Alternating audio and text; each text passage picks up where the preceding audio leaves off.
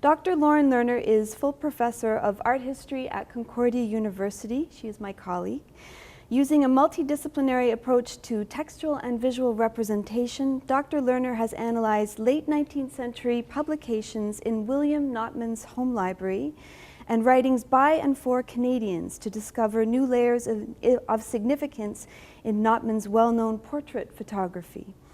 Artist archives in the form of letters, diaries, and unpublished manuscripts have informed Dr. Lerner's reading of early 20th century works of art. Her studies have included George Read's Ave Canada and Gustav Hahn's Hail Dominion.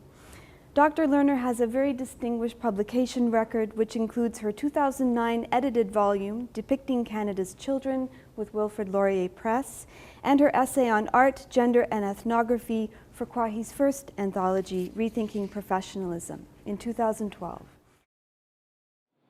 In biographies of esteemed members of her family, Anna Dawson Harrington, who lived between 1851 and 1917, is described as the helpful eldest daughter of John William Dawson, geologist and first principal of McGill University, the devoted wife of Bernard James Harrington, McGill professor in mining and chemistry, and the caring sister of George Mercer Dawson, scientist and surveyor. From various writings about Anna, her main accomplishment as the mother of 9 children appears to have been maintaining a large household on the modest salary earned by her husband. The objective of this presentation is to learn more about Anna Dawson Harrington through the evidence found in her drawings and in the letters she wrote to her husband.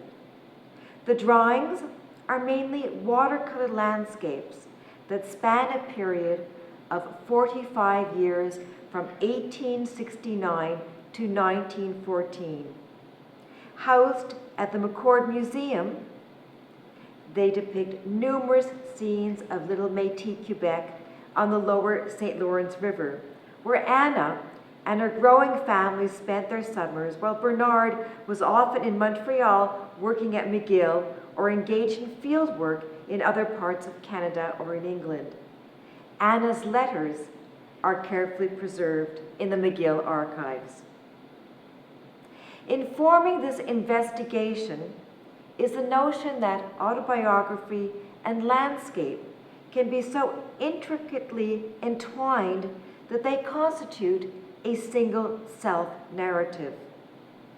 The emphasis is on how a person can be marked by places in such a way that the places themselves become imbued with autobiographical meaning. To say that landscape is autobiography is to suggest that Anna's hundreds of drawings can help us understand what she wanted to convey about her thoughts, feelings, and values. The fact that she titled and dated each one and stored them protectively indicates her desire to preserve and reveal what mattered most to her as defined by what she saw. As such, Anna's drawings form the infrastructure of her autobiographical project and illuminate and encapsulate her life. However, a collection of drawings cannot alone function as an autobiography. Anna's letters to her husband are significant in that they help to communicate what she is trying to say through visual imagery. While her landscapes can be regarded as the core of her self-expression, the narrative frame of the written word renders the mental geography of her visual representations comprehensible. As Kim Worthington explains in Self as Narrative, individuality involves constructing a narrative of the self that is embedded in community and hence in language. Self are always in community and cannot simply choose or contract to enter the social contact in which they have meaningful being. Personhood is always embedded in the social and significantly linguistic context in which one has meaningful being. Selves are constituted in and by a society and that society's history. Anna's letters to Bernard recount not only daily events but also impressions, ideas, and beliefs. Her emblematic passages concerning family and communal attachment affirm her relational autonomy. Relational autonomy, a concept of personhood introduced by feminist scholars in the research literature of the past 15 years. In a shift away from the familiar duality in self and other, the self in feminist thought has been redefined as a consciously social and historical being who evolves through interactions with people. This was certainly the case in the Victorian period, as Linda Peterson explains in Traditions of Victorian Women's Autobiography, The Poetics and Politics of Life Writing. At a time when women were expected to situate themselves within the domestic space of family and home rather than follow the masculine ideal of individualism and self-determination, women's writings stressed the ethics of interrelations. Working within the conventions of good manners, refined taste, courtesy, and correctness, women were encouraged to write lovingly to absent family and friends, to be thoughtful in their compositions, and to express their emotions. In essence, the etiquette of letter writing offered women the opportunity to create content that was autobiographical in nature. Because I'm interested in exploring new directions in autobiography, I have interrelated two genres not usually considered together as autobiographical spaces: the visual space of landscape and the textual space of letter writing. My starting point was to pair the feminist concept of relational autonomy with a recent examination of its relevance to artistic autonomy. In 2013, Lambert Zuderwart, a specialist in social philosophy and the philosophy of art, used the idea of relational autonomy to explain 1, interpersonal, 2, societal, and 3, interautonomy, and how they are closely interlinked with the autonomy of the artist. In my interpretation of relational autonomy, which couples images and language, I have organized my analysis according to Zuderwart's 3-part schema. Interpersonal autonomy. Interpersonal autonomy means that a person's agency is formed through interactions with others. With this in mind, the places Anna depicts in her drawings can be studied in terms of her connections with the people in her life. Simultaneously, her individuality comes from assimilating these experiences of people and places into images that interpret what she sees. For Anna, the landscape is a framework both for participating in interpersonal relations and expressing her preoccupations and reactions. The special nature of this duality appears in her everyday pictures of Le Métis, where memories of personal and communal events intertwine. Anna writes, "Today, Eva, Kate, and I went down to the beach. By and by, I deserted and wandered off into the nearest woods and found some beautiful cedar which now adorn my room. I also took observations with regard to a certain clump of trees which I hope soon to sketch." Anna's drawings express the inner quiet she felt in relation to the people around her, a feeling that evidently existed in harmony with the natural landscape they occupied. Frequently, she drew small human figures dwarfed by the magnitude of land, sea, or sky. They often appeared to be absorbed in contemplating the surrounding scene. Other compositions that strike a more solitary note suggest a close-up viewing of the scenery and betray the artist's intense observation of the forms and surfaces of things. In this narration, Anna is not only the I who envisions the here and now, but also the I who recalls the places she experienced during her own childhood when she revisits them with her young children. In August 1878, she writes to her husband, "Yesterday we had a perfect seaside, cool, clear, fresh, and full of sea savor. I was on the shore all the morning as usual, and had several little walks up and down the rocks with Mamma and Mrs. Wilson. The baby was as good as usual playing in the sand, paddling in a rain pool on a rock, and climbing over a prostrate log with unwearied energy." In the drawings of her children at play, in the meadows, forests, and rivers she frequented as a child, Anna evokes her special bond with the natural environment. Indeed, Anna is intent on imparting to her children her multiple readings of and relationships with the places they visit together. For example, we learn that she feels she needs to explain to her son what she sees and draws. "I began to sketch yesterday of a sort of bog hole, which I'm sure would astonish the eye of the initiated, but it may turn out to be pretty.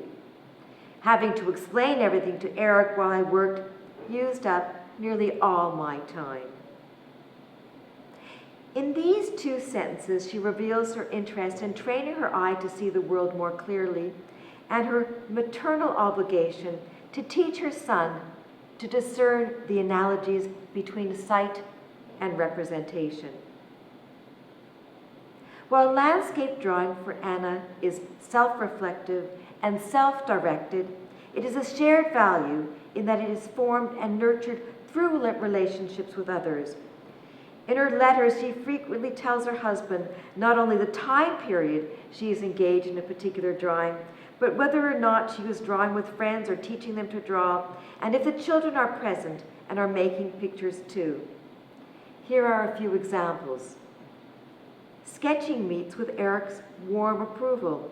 It's wonderful to see how closely he observes and how accurately he remembers. Janie and I are bent on sketching.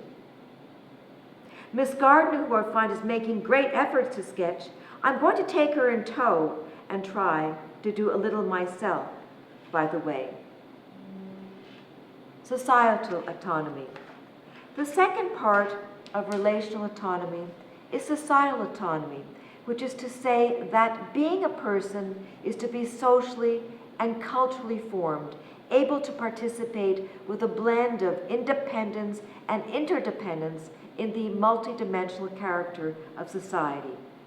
A society's character is defined by the norms and ideals that are upheld by its members and the social relations and practices in which they participate. In good measure, Anna's social and cultural formation was an outgrowth of her education. She learned to draw in an era when such learning was fundamental to the upbringing of young women.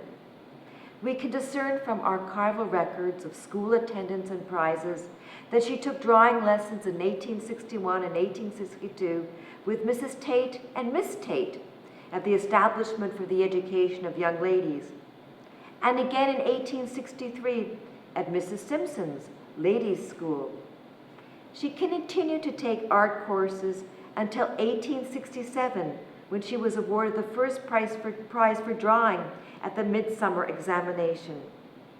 By 1873, she was devoted slowly to art making taking painting lessons in Toronto with a Mr. Bird, and writing to her fiancé, Bernard, in 1875 that I must be left off to art school.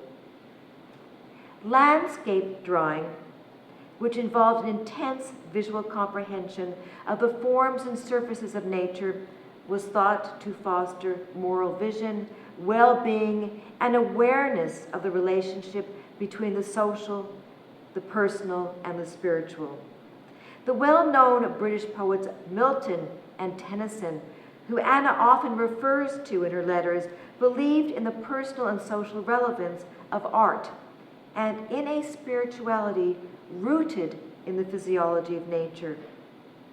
For Milton in particular, good citizenship and social responsibility depended on a harmonious relationship with rural culture and the natural world, as well as on peaceful states brought about by meditating on nature. Anna gives visual imagery to this pastoral scenery in charming, pleasing, peaceful drawings of rivers, fields, and mountains, and her letters reveal a belief similar to his. For example, when she writes, "I wish you could be out here too and rest while the frogs sing and the beautiful stars shine so serenely. God seems so near in the country and everything is so lovely. I must try and take in all the beauty and restfulness till I can carry an atmosphere of peace back to you." We can imagine with the stanzas of poetry such as Milton's L'Allegro as her guide, mountains on whose barren breast the laboring clouds do often rest, shallow brooks and rivers wide.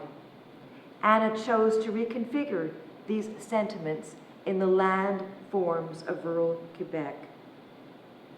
Tennyson, who explored interior landscapes and psychological spaces, is likewise suggested in Anna's drawings. These are her landscapes of isolated locations, sea and shore, sunrises and sunsets, and views of the horizon that mirror the recurrent forms Tennyson uses to give expression to states of human consciousness. Occasionally, Anna writes about her imagination, how it can turn natural appearances into supernatural revelations. She writes, "You know, I often think I'm seeing visions, and I shall tell you what I saw today. All the wise men of this world standing on a little spit of sand, dressed as little children and trying with eyes and hands to search the mysteries of the ocean. They had neither boats nor could they swim, and the few strange things they saw and caught pleased them much, but scarcely touched the great mystery they longed to solve. While God leads his children far out, they themselves must seek his presence in order to understand the fullness of his mysteries." This description reflects the human and transcendent qualities found in Tennyson's poetry and in her drawings, where the world is intimate and real, yet distant and unknowable. The strong spiritual quality of Anna's landscape is made legible through the thoughts and emotions that emerge in her letters. For instance, she writes in detail about a dreadful storm that occurred in 1878 on July the 21st. But rather than depict the drama of the storm in progress or the struggles of the men as they tried to bring the schooners ashore, she captures its aftermath in a drawing of a small boat. The oars were gone, and the upper part of the boat broken a bit. The helpless craft was rolled and tossed and mumbled by the waves till it was finally tossed up on the shore. In After the Storm, Anna places the broken boat in the center of the composition, revealing the close attention she pays to its loneliness. The boat was powerless against the storm's strength, yet managed to survive. Through this picture, which is dominated by an expanse of foggy sky, reminding us of human frailty, distress, and submission, Anna transforms a descriptive text into symbolic awareness. It is something quite out of the ordinary, she writes to her husband about this drawing, which connotates a personal and philosophical identity that is consistent with her spiritual view of herself and life. Anna was a product of her time, affected by numerous societal influences. When she writes to Bernard that she took observations with regard to a certain clump of trees, which I hope soon to sketch, she acknowledges an interest she had in common with her geologist father and the many landscape painters whose enthusiastic study of geology led to a new language of landscape that evoked spiritual, ethical, and philosophical ideas. In asking why people don't sing hymns upon experiencing a wonderful sunset with glowing sky, she not only affirms the love of music she shared with her husband, who was an accomplished pianist and songwriter, but the popularity of hymns in the evangelical circle in which she belonged, and the belief that God's goodness is observable in the natural world. In naming the flowers in the woods beyond Mrs. Redpath's house, the carpets of pigeonberry blossom, clumps of veronicas, wild lilies, linnea, that she pressed to send to him, she recognizes Bernard's expertise as the president of the Natural Society of Montreal. She also confirms her own participation in activities associated with the study of natural phenomena. This included, most importantly, according to the norms of the Victorian era, the socially acceptable female pursuits of botanical preservation and illustration.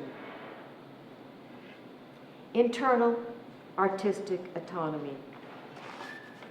Finally, Anna's landscapes evoke her internal artistic autonomy.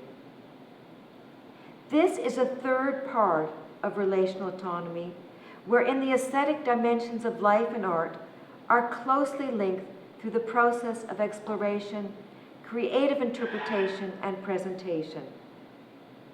On occasion, Anna inserts herself into her compositions, the artist who sits by the water, absorbed in the imaginative act of creating works of aesthetic value. Again and again in her letters, in a romantic language that discloses her vision of place, she sees the tinted clouds, the little curls of the ferns coming up, the golden autumn fields that continue to fascinate me, and the great hills of cumulus clouds making endless reflections and shades in the water. As she explores, interprets, and presents rocky coasts, cascading waterfalls, dense forests, and delicate flowers, Anna meditatively caresses forms and shapes. With broad brushstrokes and thin lines, she emphasizes the repetition found in visual elements such as the texture of a brittle stone, the curves of low-lying clouds, the rhythm of twisted branches, and the colors of earth and grass. In each artwork, she imaginatively depicts her own experience of seeing, and at the same time, the internal demands she makes on the pictures themselves.